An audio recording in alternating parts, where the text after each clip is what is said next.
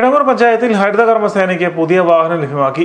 വാഹനത്തിന്റെ flag off കർമ്മം panchayat president advocate EM Binu നിർവഹിച്ചു. പഞ്ചായത്ത് തനത് ഫണ്ട് 10 ലക്ഷം രൂപ വകയിരുത്തിയാണ് പിക്കപ്പ് വാൻ വാങ്ങിയത്. പഞ്ചായത്തിലെ 15 വാർഡുകളിലെയും പ്ലാസ്റ്റിക് മാലിന്യങ്ങളും ലെഗസി മാലിന്യങ്ങളും കുമ്മണ്ണൂരിലെ MCFൽ എത്തിക്കുന്നതിന് നിലവിലുള്ള ഈ ഓട്ടോയ്ക്ക് പുറമെയാണ് പിക്കപ്പ് വാനും എത്തിയത്. പഞ്ചായത്തിന്റെ ശുചീകരണ പ്രവർത്തനങ്ങൾ ഇനി കൂടുതൽ വേഗത്തിലാകുമെന്ന് പഞ്ചായത്ത് പ്രസിഡന്റ് പറഞ്ഞു. വളരെ കാലത്തെ ആഗ്രഹമായിരുന്നു ഹരിതകർമ്മസേന നിങ്ങൾക്ക് ഈ ലെഗസി വേസ്റ്റും അതുപോലെ തന്നെ പ്ലാസ്റ്റിക് മാലിന്യങ്ങളും കളക്ട് ചെയ്യുന്നതിന് വേണ്ടി ഒരു വാഹനം.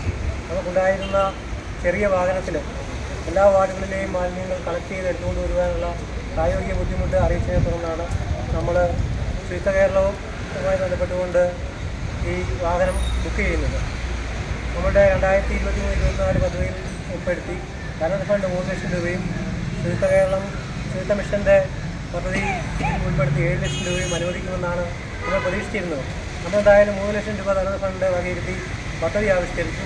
എന്നാൽ അവസാനം നമ്മൾ വാഹനം ബുക്ക് ചെയ്തു. ഫെബ്രുവരി മാസത്തിൽ വാഹനം വന്നു. വാഹനം നമുക്ക് ഷോറൂമിൽ നിന്നും കളക്ട് ചെയ്യാൻ കഴിയാത്ത ഒരു സാഹചര്യം ഉണ്ടായി. അതേ തുടർന്ന് വീണ്ടും നമ്മൾ 7 ലക്ഷം രൂപയുടെ തനത് ഫണ്ടിൽ നിന്നും വകയിരുത്തി 10 ലക്ഷം രൂപ വകയിരുത്തി പദ്ധതി രൂപീകരിക്കുകയും ഇപ്പോൾ നമുക്ക് 9,11,874 രൂപ മുടക്കി നമ്മൾ വാഹനം ഇന്ന് ഇവിടെ എത്തിച്ചേർന്നിരിക്കുകയാണ്.